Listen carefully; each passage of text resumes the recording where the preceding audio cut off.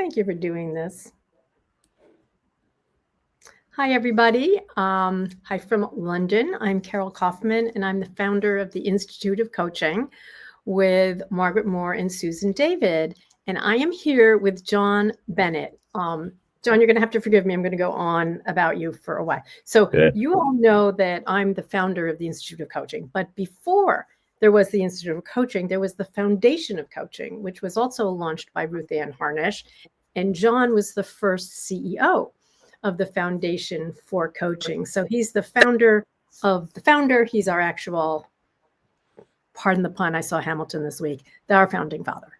So Thank you for everything you did so that when your tenure was over and Ruth Ann was in a transition, she transitioned to us. So here's some other things you all should know. John is he's going to talk to us about, his sort of 30 years in coaching since he was the founding father of the Institute. But we're also going to make him talk about his own development because he worked with the Red Cross, I think, for 18 years, then transitioned to an executive coach, an educator. You were the head of a bunch of stuff at Queens. And now you are the actual university president at Fielding Graduate School, which is amazing. So we want to hear, because you embody the complexity of our time in multiple roles. But another thing is 10 years ago, 11 now, he wrote a book with Mary Wayne Bush, also an executive and leadership coach. That book was called Coaching for Change. And Mary Wayne, if you're here, hi. His current book is The Manager's Guide to Coaching for Change. And I have a bone to pick because you say the book is like for managers. I've read it. It's brilliant, elegant, and very instructive. So I think it's for all coaches. But for those of you who are working with managers and leaders who are interested in a coach approach, this really is, this is the best that I have seen. So before I go on about that, ask you other questions, can you tell us a bit about Fielding? A lot of people may not know about it. Yeah, well, first of all, Carol, thank you for allowing me to be here and for this conversation. And for all that are joining us, I look forward to sharing some insights, some history, some experiences, and maybe there's a point of wisdom that you can gain from this that will help you in whatever you're doing. So I'm delighted to assume a role as the president of Fielding Graduate University on an interim basis. It's a transitional period. As any of you are in higher education, you know that there are lots of pressures, competitive pressures, financial pressures, population shifts, demographic shifts that are happening. And Fielding has had for the last 50 years a unique position as being pioneers in the work of adult education, graduate adult education, using a distributed model. This is long before the days of online education. Malcolm Knowles, a name that many of you may know, the founder and father of the idea of andragogy as opposed to pedagogy, was one of the early faculty members at Fielding and really was instrumental in helping Fielding create this model. Many of the programs at Fielding are based in psychology. We have the only APA-approved distributed model for a clinical psychology PhD program in the world. It's one of our largest programs. We're very proud of that program and excited to offer that. We have other doctoral programs and master's programs, including an EDD program, education doctorate. We have a PhD in media psychology, for example, media and technology, applied psychology, and also one in human development and organization development as well. So there's lots of offerings all at the graduate level. We have about 1,000 students based in California, but we have faculty and students all over the world and really try to work in this very collaborative, diverse set of students and faculty in reaching the needs of so many people in ways that as mid-careers very often are not able to go back to school. So I'm excited and delighted and honored. I'm an alum of Fielding. I was a board member for about 5 years, and I was delighted when the board asked me to serve in this role. So that's a little bit. You didn't mention the coaching programs, Yeah. that are. Yeah. Thank you. Thank you. Thank you. Thank you. Hello, John. I You apologize. forgot who we are. Yeah. Yes. Well, and we have not only that program, but we have other certificate programs, graduate certificate programs. The evidence-based coaching program was one of the first in the academic world, truly a pioneer at that point. It's an ICF accredited program. It's also gone through the Graduate School Alliance for Executive Coaching certification program, accreditation process, and is based on some early work, Carol, of somebody that you and I, two people you and I know. Evidence-based coaching was the title of a book that Diane Stober and Tony Grant wrote, and that was the beginnings of that program. So we're delighted to have that and continue to offer that. Yeah, That's great. So you can talk from a number of perspectives and a number of hats or whatever, but when you look at coaching over the past 30 years, what's your sense of how it's changed, and then maybe a little bit about where it's going? yeah. I'll try to be brief with this. I could say a lot. One of the things that I'll point to is I wrote an article that was published in the Consulting Psychology Journal in 2006 that challenged the idea that coaching was not a profession. And I think that still stands in many ways. If you look at the true definition of what a profession is, coaching, the field of coaching has evolved a great deal, and I'm excited about that. But as I think back on 20, 30 years ago, we talked about coaching often and trying to convince people that what we were talking about was not what sports coaching was. So that definition by itself, I think, is one of the things that's evolved. Another is that at that point, unless you were at a high level in an organization, you probably didn't have a coach unless you wanted a life coach. And so it was kind of two ends of a, not necessarily spectrum, but two very distinctly different ways. We also, at that point, I think we're beginning to understand how to deliver coaching. Coaching at that point was primarily in person with some telephone coaching. In fact, when I learned coaching initially and went through a coach training program in 2001, it was all by phone. And we didn't even have the internet option of like we're doing today or Zoom or anything else. So as we've moved forward, I think today we have lots of specializations in coaching. There's such a proliferation of specialties. ADHD, we've got career coaching, we got communication coaches, you name it. There are people who specialize. Team coaching is certainly evolving. So there are lots of accreditations as well. 25, 30 years ago, we didn't see what we have today. And I wonder sometimes about some of the quality of accreditation. What do we really mean by accreditation? But there are lots of options for that. We have many more providers of coaching in organizations. There are service providers that are in place today that were not there earlier, that broker coaches, particularly in the organizational settings. I think we've also seen that there's a much more virtual, certainly people are coaching more in this kind of environment. And it's being used by people who are leaders. And this is the excitement that I have about the book, is leaders are not only being coached, but they're using coaching and using a coaching approach. Personally, I've always thought that if we could teach people coaching skills, we'd probably do a great deal to improve world peace. And I mean that literally, because of the dialogic nature of coaching and the kind of inquiry that has to happen with coaching. So as I think about that, maybe some of the things today, and we could go on with more, but as I think about the future, I think we'll see more service providers in the workplace. We'll see more value and the value of coaching being defined. Perhaps 30 years ago, we were thinking anecdotally about that. We've started moving towards how do we assess coaching more effectively. And I think we're beginning to see more of that and the need to define that. But we also are going to see the proliferation of technology. A lot of us are talking about how we use AI, for example, in our day-to-day work. I have many examples where I've used AI and it's been so powerful. How do we apply that in this world of coaching and other technologies that we didn't even know about, virtual reality and other kinds of things? Hmm. And then I think the future also is that we're going to see more leaders using coaching skills.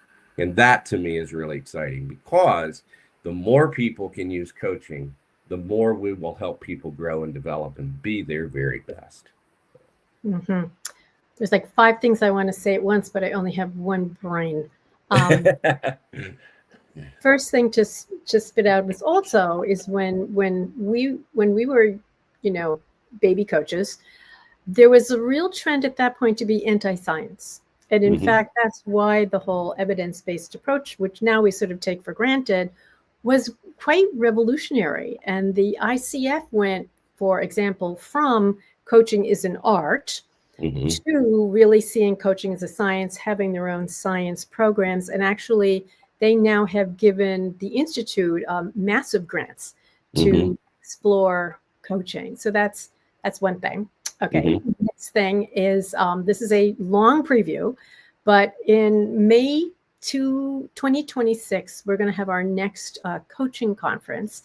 And in it, we're going to have a section where there's an AI coach. And so we will all observe actual person coaching and then an AI coach, and then Mhm. compare that.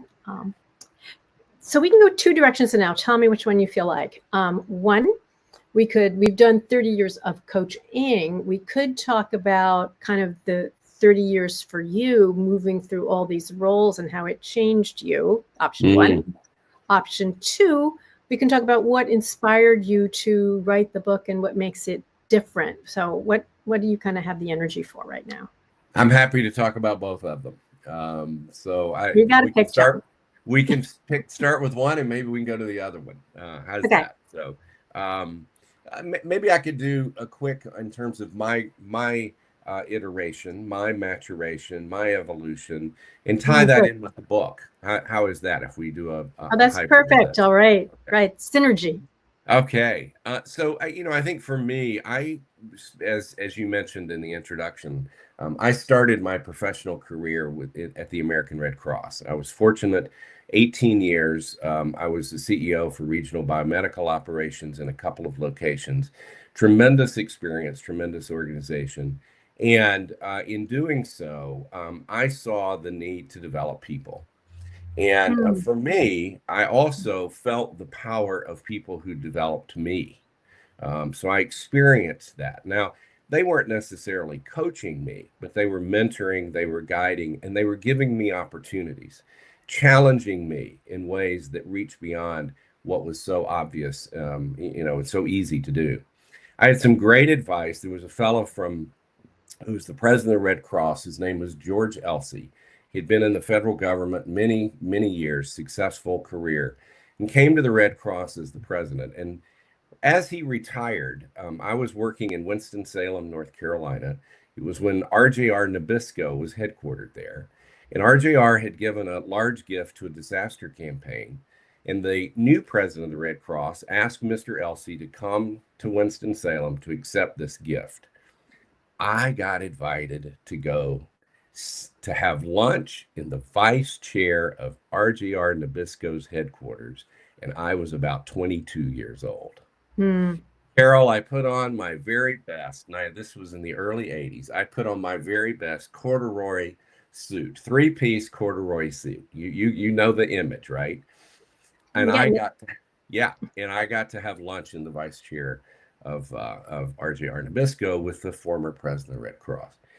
Later that day, I was working on a master's degree in Greensboro, and I drove the former president, to the airport. On the way to the airport, he said, "What's your career aspiration?" And I said, "Well, maybe someday I might make it to Washington and be a vice president." And he, without pausing, said, "Well, John, why not president?" Hmm. At which point, I think I probably accelerated the gas, and the car surged. And I said, I thought this was pretty smart for a 22-year-old. I said, Mr. Elsey, what will it take to be president? And his advice has served me so well, and that is that you need to get as much and as varied experience as you can. So when I think about my career, which is at the tail end of a professional career, I think about all the experiences, and they actually have been additive. They're a patch quilt that all fits together into a mosaic. So as I think about that evolution, what I've also experienced is the need and the value of developing people in every organization. When we think about the largest single line item in organizations' operating budget, it's people. And on a low end, I hear numbers of about 40%. In high service, maybe not for profits, you end up seeing 70 or 80% is Wow. people.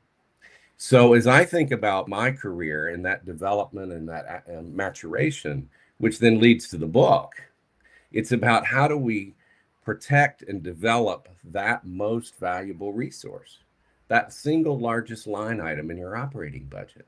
And so that led to the book. So let me pause there before we kind of make that turn and see if that preview or that prelude is the right introduction here, Carol.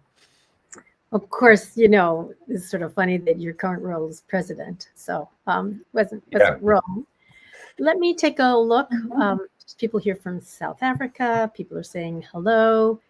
There are specific questions. So anyone, if you have a specific question for John, put it in the chat.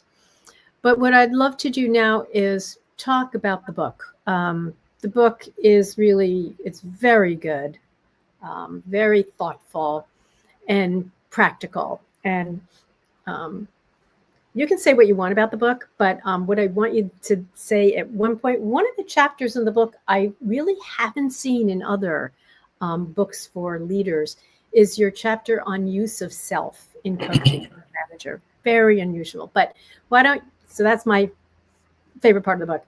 But why don't you talk about what inspired the book and how people, maybe have an example of how someone's leadership style changed as a result of the material in the book. Yeah. Well, the book is new, so I'm not sure I have a specific example, but I can tell about. Well, no. You interview people in the book. Yeah. I read them. But I can talk about how they've used coaching, absolutely, but not specific to the book. Yeah. So a couple of thoughts there. One, the book. I believe again that what we need to do is help leaders develop that capacity, so that they're using a coaching approach in much of what they're doing. I have found, moving into this role as president at Fielding, is that I'm using this. This is the way I'm trying to lead. And some days I do a better job of that than others. And I will tell you that being an executive coach, where you have a contract in a particular way, is different from being a leader and a manager coach. And I think there's a skill set. So when I wrote the book, it was intended to be an extension of the work that Mary Wayne Bush and I had done with Coaching for Change. As soon as we finished that book, I said, we need to write something for managers. It took 10 years to get that done. Mary Wayne was a terrific partner in that first book. She was instrumental in leading the research work that we started with the Foundation for Coaching. And she said, John, I'm at a different stage in my life. Go write the book and go for it. So I tried to build on that work, but that book was really intended in the context of leading organizational change. This book is more about leading individual change in the context of organizational change. So that's it's a little bit of a shift. Yeah.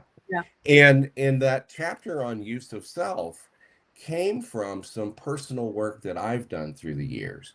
And it came from teaching co-teaching a course that a mentor of mine taught for many years at American University, Charlie and Edie Seashore. Some of you may know them. And I picked up a course and taught it with someone in DC, Heather Berthude, great colleague.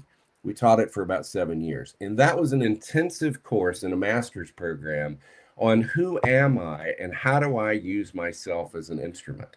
And I believe that as we think about what coaches do and what leaders do, we have to start with ourselves. Yeah. We're an instrument. And what trips my trigger, what gets me excited, what disappoints me, what I value, Mm. what I know, Mm. what I don't know, what my skills are, all feed into our ability to coach. And so this book was intended to lay out in a very practical way, as you said, and I appreciate that, in a very practical way. What are those things that leaders of people need to know and be able to do in order to affect change, to bring out the very best in others? Some of the difficult pieces that I find is that coaching frequently in that setting starts with not the listening and question, but it starts with feedback. And we often teach Mm. coaching by teaching listening first. But I believe for people leaders, it's often that we need to start with feedback and then go to teaching them listening and asking powerful questions and other skills. But it's a generic framework. It's a 6-step model, fairly easy to follow. And again, we've tried to link theory and practice, which is really, I consider myself to be a pracademic. And so that linkage Academic. I've never heard that. between theory and practice. Yeah.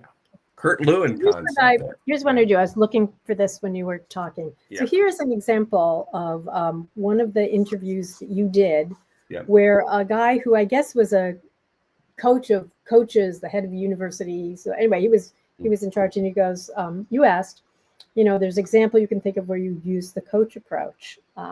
It's every day. We had a difficult situation with one of our coaches this fall. I brought him in and said, what's going on? Notice he started out, what's going on? He's like, what do you mean? Because I have some of these things, there's red flags. And basically what goes through is he started really talking about the self-knowledge. It has to start with you, and you have to have great self-awareness. You have to demonstrate that. I believe you have to show vulnerability. I think you have to be curious and kind, and relationship strengths allow you to have these challenging conversations. So this is a leader who's talking this. And I see that not only is that a shift in what he's doing as a leader, but really a whole worldview that's very different from what these people, particularly in this case, a super athletic coach of leader of coaches. So I thought it was very impressive. Yeah. Well, and you mentioned something there that I want to highlight, and that is the mindset shift that has to happen. And so when I think about what people need to do, if I can maybe offer a couple of just kind of quick, simple examples here, I would suggest if you're developing yourself as a coach, one of the things you need to do is get in touch with who you are and how to use who you are and continue to evolve yourself, because that's what you bring to the conversation. Another is to stay focused on the person that you're coaching. So often I see that coaches get off track. I've taught coaching to hundreds, if not thousands of people. Probably is thousands of people by now. And it is.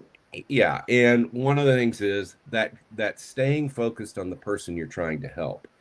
And then a third piece is to be incredibly curious.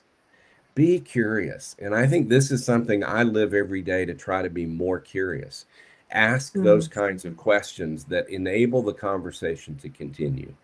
And then the last piece is to never give up on honing your skills. Moving into this role as president at Fielding Graduate University is honing my skills as a coach. I plan to go back and I'm doing some coaching now. I'm trying to wrap up some coaching engagements, but I plan before I die, I'll go back into coaching at some point. What I'm learning now will help me be a better executive coach going forward. Yeah. And, on one hand, it's what you're saying. On one hand, the essence of coaching can sound so simple, but it's so powerful and so hard to do. Like really focus on the other person, which means not on yourself. Asking these questions, being curious when you can feel such a pressure to provide a solution. Yeah. And also, you haven't said this directly, but the other thing in your work is it's very integrative.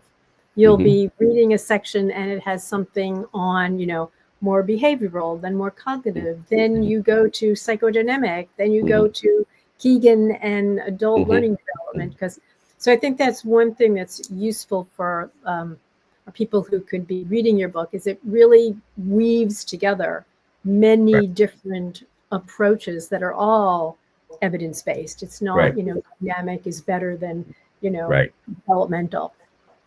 Yeah, and that's I'm glad you pulled that out because that's who I am. I try to be, let's take the best of what we have and put it together and use what we need when we need it. And I think one of the things that I see particularly, and this is people who narrow themselves to one particular framework of coaching, can be really good at that, and I applaud them for that. I would also challenge them to know other approaches, other models, that more interdisciplinary, but also interpractical kinds Mm. of work. Yeah, and one of the pieces that's unique in the book is, yeah, I do present some of those theories and how you can apply them. I also have integrated something that I found very helpful is Roger Schwartz's work on mutual learning. He wrote a book called Smart Leaders, Smarter Teams, and I taught Hmm. that in a Hmm. course, used that as in a text for a number of years. But that framework of mutual learning is directly what we're doing with coaching. And so I tried to integrate that in as a way of looking at how to be a better coach. Yeah. Oh, that is, yes. Some people are saying that, yeah, about it's about bringing the best out in people and take people, what is it that Mina says, we cannot take people where we have not been. Yes. Say Yeah. no more. Cross Yeah. stitch that on a pillow. Yeah. You haven't done that work. You really can't take others on that journey. You can't give what you don't have. Right. Well, So as we, a colleague of mine who's a clinical psychologist says, you got to work your own junk first. I love that, right? I got yeah. plenty of junk. Or another version of that is if I think about what's inside my hula hoop, there's a full-time job right here. Yeah. Oh, okay. So listen, so we have a lot of leadership coaches with us. In the last couple of minutes, can you give us some advice on how we as coaches can help our leaders become coaches? Yeah. Yeah. Well, I think one of the things that you can do right off the bat is to be the very best coach you can be, Yeah. because that becomes a role model for your clients. And then I think there's nothing wrong if your client is interested in developing the skill set to be a better leader, then why not ask them to think about what you've done that helps them? Not to give you a pat on the back or as a Mm, critique, but to mm, get them to do some reflective thinking about the experiences that they've had and what's been impactful, and then help them to see how they can use that with the people that they're leading. I often find that in coaching executives that I can simply help them use a coaching approach without ever calling it that. Just mm, simply things like, well, what questions could you ask this person? Well, that's a coaching approach. mm-hmm, What could you do to not give the answer? I was talking with somebody who mm, reports to me the other day, and they were trying to give answers, and I said, well, what would you think of just asking them what they think? And they said, mm, that's mm. brilliant. And for us who are coaches, that is just how we operate. And so, that's a mindset and a skill set. And then, recommend ways that they can develop more formally their coaching skills. Yeah. Well, one of the things I do, because I think you know that I'm at Egon Zender, the Yeah. search and management consulting company, 2 days a week. And one of the things I do with the consultants is how do we move from expert to explorer and Right. to, say, think back of the past, few conversations or week or month and think how might a conversation have gone better if you had Right. been able to step out of that expert mode and Right. into the coaching mode? Um, but it is surprisingly difficult. It is exciting work. So, John, thank you so much for being here. We're going to have to stop in a little bit. And just really appreciate the work that you do and what you're going to be able to offer all these zillions of people, thousands of people in your program in your university. So thank you. Thank you, Carol. And I appreciate all the opportunities that I've had, including beginning with the support from Ruth Ann and Bill Harnish and putting us together. And then the work that you and others have done to launch that into a much more sophisticated and far-reaching and impactful institute of coaching at Harvard. And it's just tremendous work. And I've seen that impact. I'll leave you with this quote, and it's not original to me. It's from a Nobel Prize winner, and it's this piece about wisdom. And the quote is, "You can tell a person is intelligent by their answers. You can tell they're wise by their questions." And I think that we live in a time where we have to ask questions. We have to continue to be curious. And coaching is a way that we can help people develop that skill of curiosity while practicing it ourselves. So thank you for letting me be here. Thank you. All right.